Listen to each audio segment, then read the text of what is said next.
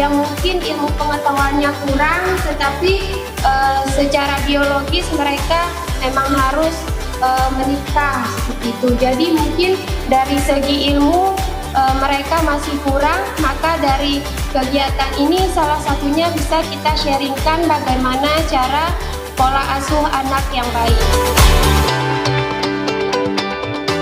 Bismillahirrahmanirrahim. Acara pada saat hari ini kita buka.